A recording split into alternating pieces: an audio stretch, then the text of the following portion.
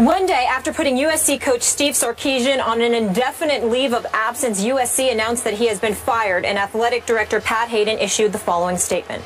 After careful consideration of what is in the best interest of the university and our student athletes, I have made the decision to terminate Steve Sarkisian effective immediately.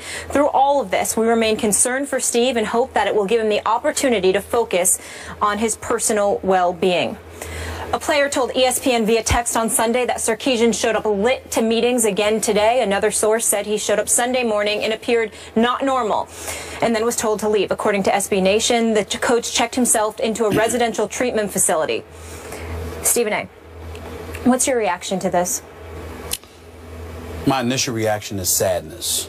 Before I go any further, Skip Bayless, you have been on the record, which I deeply, deeply appreciate as a friend.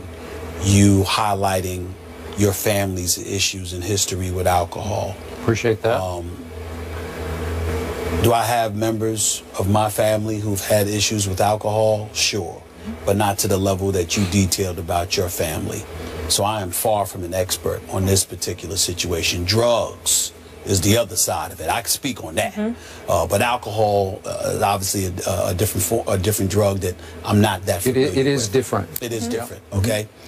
Having said all of that, my heart goes out to the Sarkisian family and him himself. I hope that he gets the help that he needs. You don't wish this on anybody, and I'm certainly not going to sit up here and vilify and excoriate this man who clearly needs help. He doesn't need to be vilified. He doesn't need to be insulted. He doesn't need to be criticized because he has a problem. This is not an act of immaturity or anything like that. He clearly has an addiction. So with that being said, despite the fact that I sit here incredibly empathetic to his plight, his situation, and that of his family, USC made absolutely the right decision. He needed to go. As far as I'm concerned, it should have happened the moment they learned of these transgressions, the missed practice, showing up to a game drunk, all of those different things. It should have been immediately handled. The reason why I believe that wholeheartedly is because these are kids that we're talking about here. You cannot be a leader of young men if you cannot lead yourself. It's simply impossible. And although that's applicable to people in the world of professional sports, because they're grown men with families to feed, mortgages to pay, children to take care of, etc., you deal with it differently only from this respect. They can handle more than kids at a university, an institution of higher learning, supposedly can handle. You can't take that risk. You can't do that. I was speaking to my man Jeff, which both of you know, my godson Nicholas. Long Beach. That's right. Okay.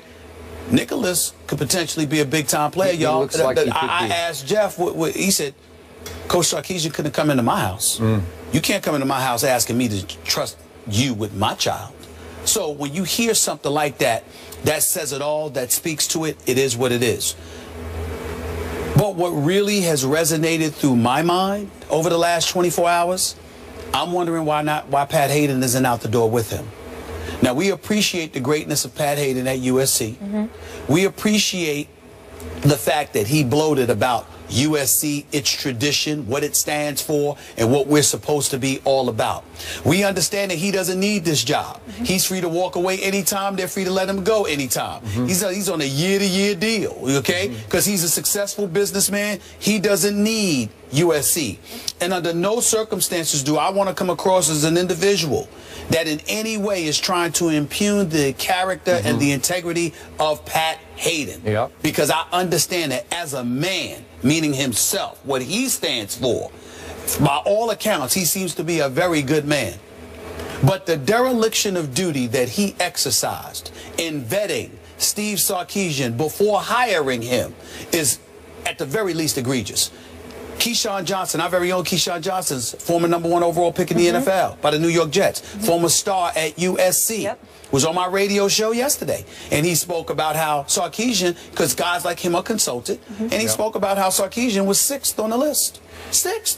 But now out of the blue, Pat Hayden came and hired him anyway. And then we learned that there was, when he was the coach of Washington, one of the 5 seasons, there was an expense report. An expense report. You actually put this on your expense report. He went out before noon, a brunch, with assistant coaches, ordered 4 shots of tequila, 4 shots of an unspecified liquor, and 5 beers. This is according to the Los Angeles Times today.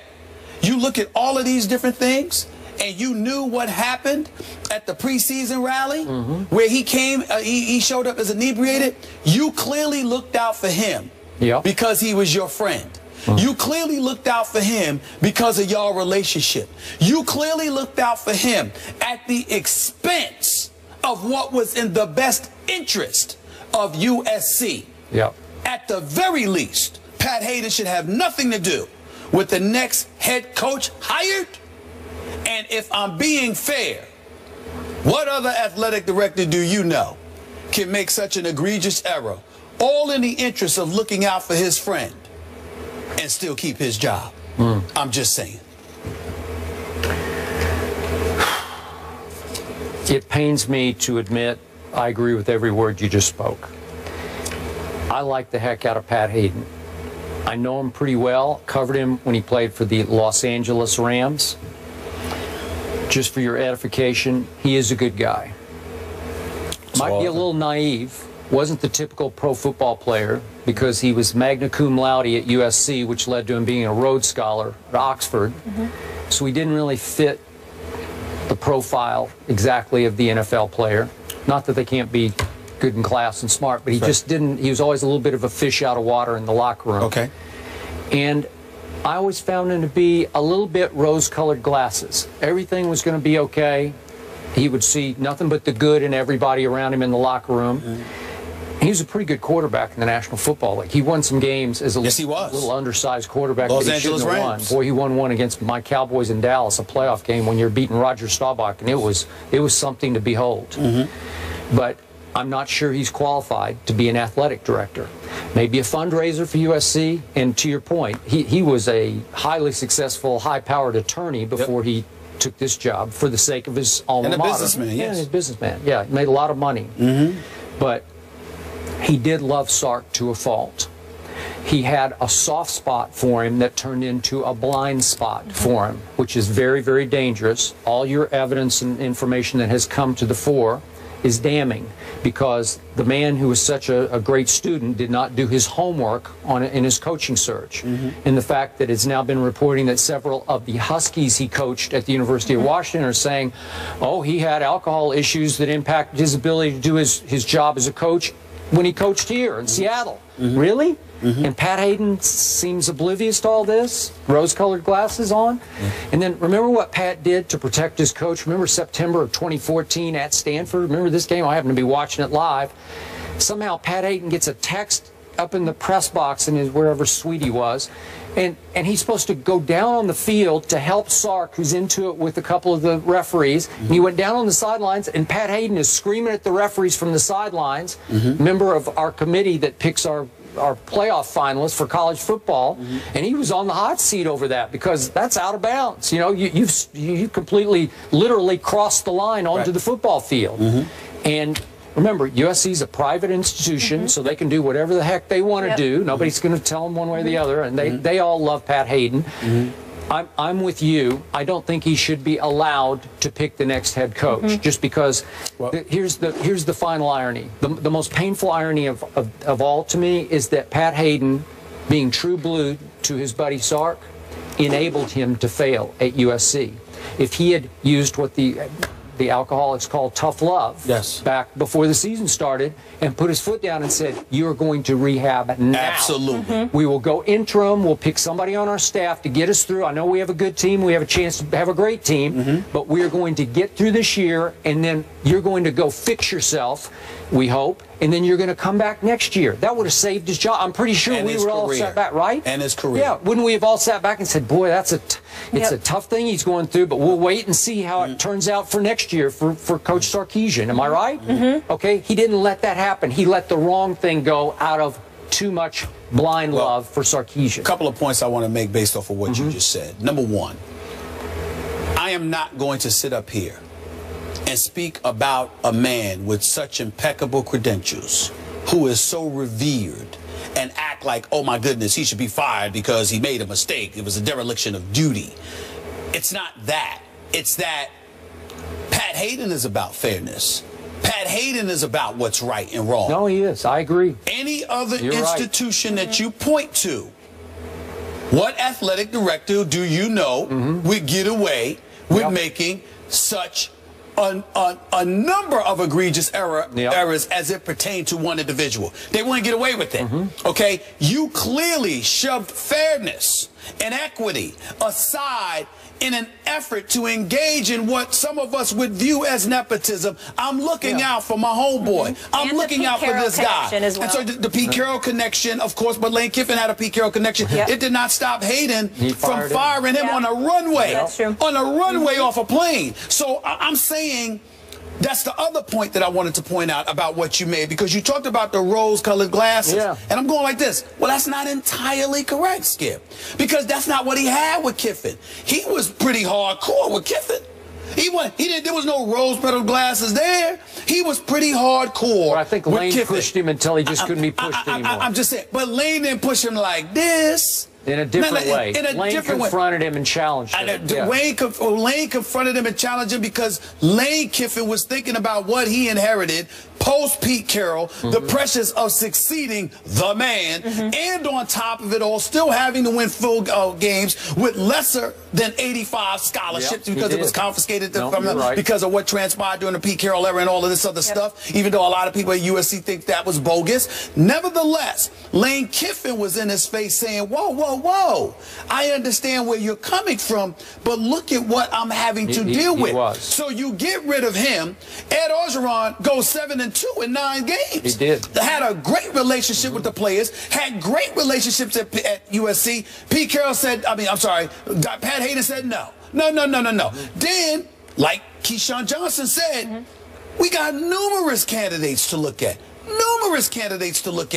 You bypassed all of these dudes to go with who was number 6 on my list and most people's list, because even though he was in Washington 5 years, they called him 7-win Steve / Sark or whatever, because he couldn't get above the 7-win plateau. Although he started from nothing there. I understand that. He started from nothing. It was a mess. He did all of that. All I'm saying is, you do all of that, and Pat Hayden brings you in. You not only didn't demand that he seek help, you glossed over it. And by the way, let me ask you this, Skip, to end my point about this. Didn't you just say magna cum laude? Rhodes Scholar? USC Rhodes Scholar, yep. Doesn't Pat Hayden strike you as a relatively thorough individual? I would say he is. I would think you would have to be to achieve what he did. Are we to sit here? Is there anyone else you know that have those kind of credentials that would be accused of not doing their homework? That's what I said. Hold on, wait a minute. What I'm saying is this. How do we know he didn't do his homework? How do we know he did do his homework and said, I'm going to bring my boy in here anyway? See, that's where it gets tight. Because am I really to believe this is an expense report? Yeah. That's what an expense report. Maybe he didn't think it was a problem, though, like alcoholism. Maybe he thought the guy likes to party. I am in no way saying that Pat Hayden said, I know you got a problem, so I'm going to bring you here anyway. What I'm challenging is this notion, you knew nothing? Okay. You knew nothing? If we on the East Coast, I'm not Keyshawn Johnson. I don't give a damn about USC. Okay, I like going to their game. The one game against Stanford, I love Southern California and watching a football game in 90-degree, 100-degree weather. It was actually kind of fun. But let's be clear, I'm not losing any sleep over USC. So why is it? And I knew about Sarkisian. So how do you not know Pat Hayden? You didn't know? Really? All right. I find that hard to believe. To answer you with fairness and objectivity. Please. I know a lot of people who have covered Sark, who know him personally as a reporter to coach relationship. They love this guy. He is lovable. When he came here before the season started and visited, even we had Ryan Clark on the show, met him over at the hotel and just loved him. How can you not like him? Skip, I had him on my radio show. I sat down with him for 20 minutes. It's the only time I've ever interviewed the man. I actually loved the guy. I mean, it was a pleasure talking to him. That's the point. But what I'm saying to you is this.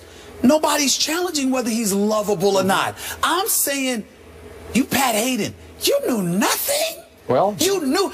Tell me you loved him and you just didn't think it was a problem. But this notion that he was completely oblivious, we know about it on the East Coast, so we ain't paying attention to USC. How do you not know? It's impossible to me that this man didn't know this stuff. He did it. He hired him anyway. And that's why I agree with my man, the great Paul Feinbaum, who basically called for Pat Hayden to dismissal and said at the very least he should have nothing to do with the hiring of the next head coach. And I completely agree with that. I'm with you. I completely agree with that. And as you mentioned, Mr. USC Keyshawn was saying last night on Countdown, no more Pete Carroll coaching tree. We really need to get the right guy in here. And Keyshawn would know.